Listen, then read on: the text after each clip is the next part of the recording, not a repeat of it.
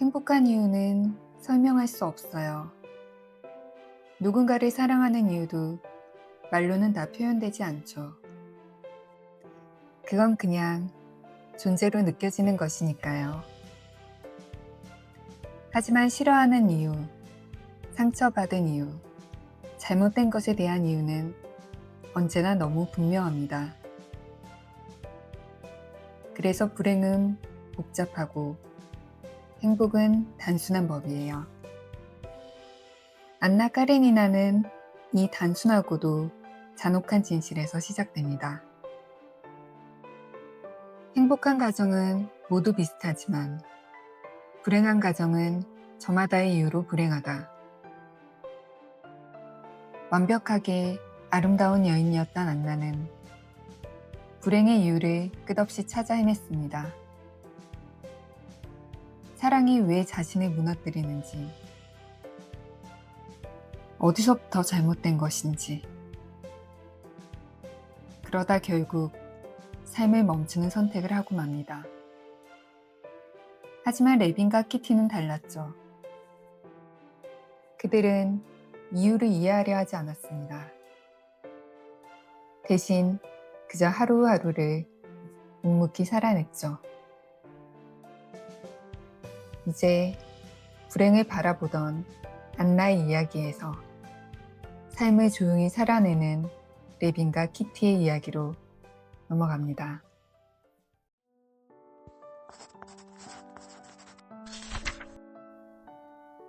브론스키가 안나를 따라간 그날, 키티의 세상은 무너졌습니다. 그녀는 브론스키가 자신에게 청혼할 거라 믿었어요.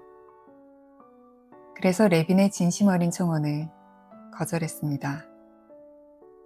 하지만 브론스키는 키티의 존재를 잊어버린 채 안나를 향해 떠나버렸습니다. 사랑에서도 자존심에서도 키티는 완전히 길을 잃고 말았어요. 결국 시름시름 앓기 시작합니다. 아픈 몸과 마음을 치료하기 위해서 키티는 외국의 한 온천으로 향했습니다. 그리고 그곳에서 단단한 한 여인, 바렌카를 만나게 되죠. 바렌카는 아픈 이들이 다정하게 돌보며 하루를 성실히 살아가는 사람이었습니다. 그녀의 평온한 눈빛이 키티의 마음을 흔들었어요. 나도 저 사람처럼 되고 싶어. 키티는 변화를 애썼습니다. 하지만 아버지를 다시 만난 순간 그녀는 여전히 부족한 자신의 모습을 알아차립니다. 하지만 이상하게도 자신의 모습이 미워 보이지 않았습니다. 자신의 부족함을 인정하게 된 것이죠. 성장이란 다른 사람이 되는 게 아니라 본래의 나로 돌아가는 일. 키티는 그제야 진짜 자신을 만나게 됩니다.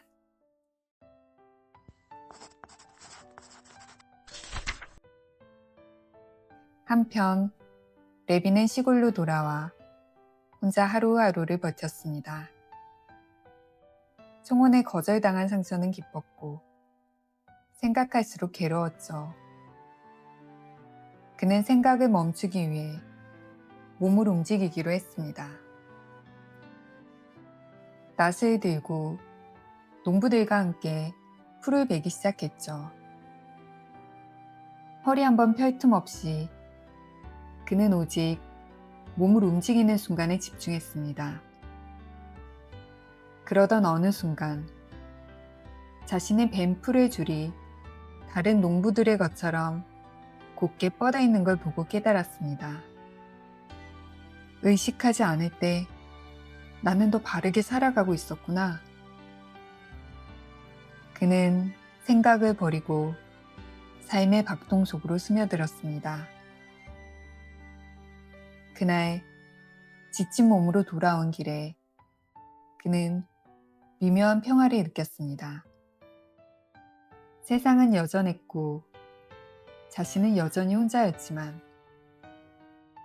이제 그 고독이 조금은 따뜻했습니다.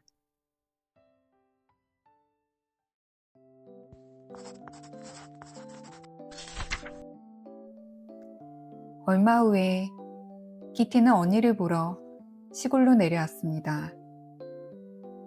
그곳은 레빈이 머물고 있는 마을의 근처였어요.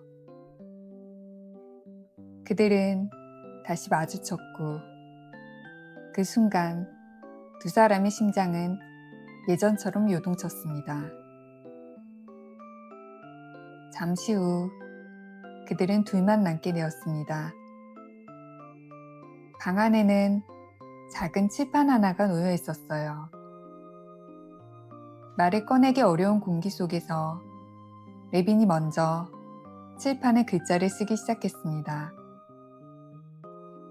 그때 당신이 나를 거절한 건 그때라서였나요? 아니면 영원이라는 뜻이었나요? 키티는 조용히 분필을 들어 대답을 썼습니다. 그땐 어쩔 수 없었어요. 그녀의 눈가에 미안함과 따뜻한 빛이 함께 번졌습니다. 레빈은 숨을 고르고 다시 칠판 위에 글씨를 썼습니다. 그렇다면 나와 결혼해 줄 수 있나요? 그 문장이 다 써지기도 전에 키티가 빠르게 분필을 들었습니다. 네, 그 한 글자. 세상 어떤 말보다 따뜻하고 완전한 대답이었습니다.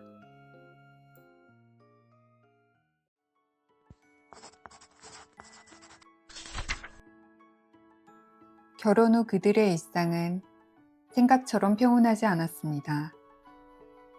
서로를 사랑했지만 완전히 이해하지는 못했죠. 때로는 마음이 어긋났고 서운한 말이 목끝까지 차올랐지만 그들은 서로를 탓하지 않고 침묵 속에서 감정을 삼켰습니다. 사랑은 늘 따뜻하지 않았습니다.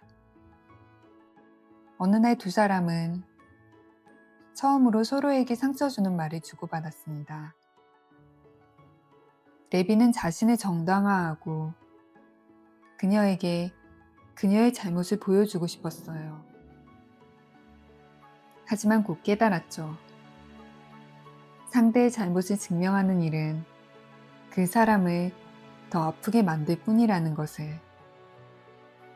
그리고 하나 더 깨닫습니다. 그녀의 아픔은 곧 자신의 아픔이라는 것을. 그는 상처를 없애려 하지 않고 그저 함께 견디기로 했습니다. 그렇게 두 사람은 사랑의 또 다른 얼굴을 배워가고 있었습니다.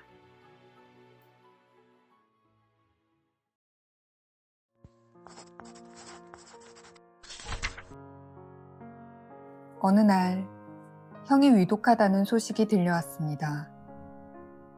레빈은 혼자 가겠다고 했습니다. 그러나 키티는 조용히 고개를 저었어요.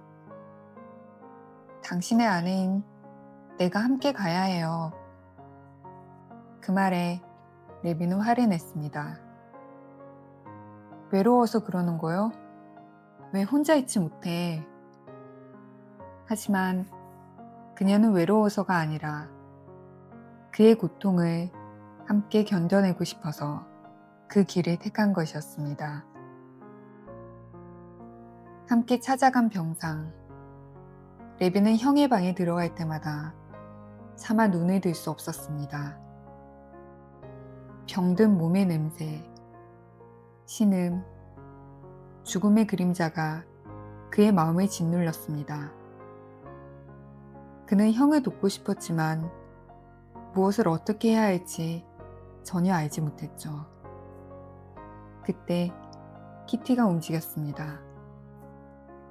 그녀는 약을 데우고 담요를 덮고 병자의 손을 꼭 잡았습니다. 누가 시키지 않아도 그녀는 어떻게 해야 하는지 알고 있었습니다. 그 모습을 지켜보는 레비는 깨달았습니다. 자신은 죽음을 이해하려 했었지만 그녀는 이미 삶을 살고 있었다는 것을. 가장 지혜로운 자들에게는 숨기시고 어린아이와 우둔한 자들에게는 나타내셨도다. 그날 밤 레비는 그 구절을 떠올렸습니다. 그리고 얼마 후 키티가 새로운 생명을 품고 있음을 알게 되었습니다.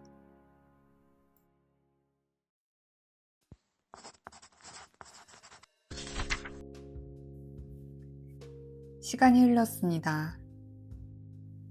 레비는 들판 한가운데 서서 바람과 풀 냄새를 느꼈습니다.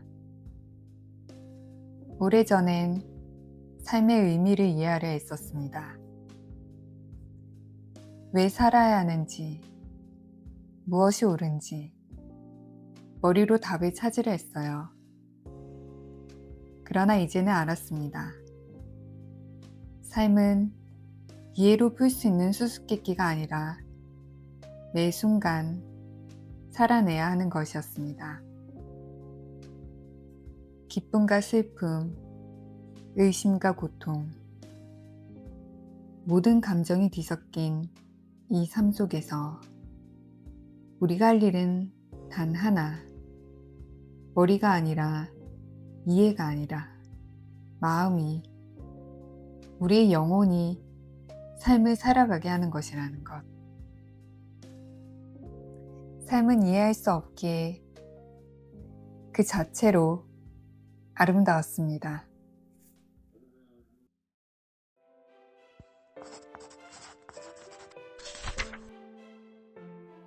톨스토이는 아름다움을 사랑한 사람이었습니다. 그러나 동시에 그 아름다움을 두려워한 사람이기도 했죠. 그는 알고 있었습니다. 아름다움은 인간을 끌어올리기도 하지만 너무 가까이 다가가면 자신을 잃게 만들기도 한다는 것이에요. 그래서 그의 소설 속 완벽하게 아름다워 보이는 사람들은 종종 비극으로 끝납니다. 어쩌면 톨스토이는 안나 까레니나라는 소설을 통해 이 말을 전하고 싶었던 건지도 모르겠습니다.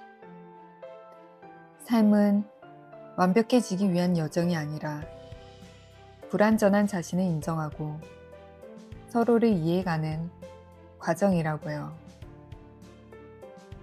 안나가 그랬듯이 우리도 때로는 사랑 속에서 길을 잃고 삶의 의미를 붙잡으려 애쓰지만 결국 그 답은 레빈과 키티가 그랬듯이 삶을 살아내는 순간 그 속에 있습니다. 영원히 삶을 살게 하라. 그것이 톨스토이가 말한 진정한 행복이었습니다.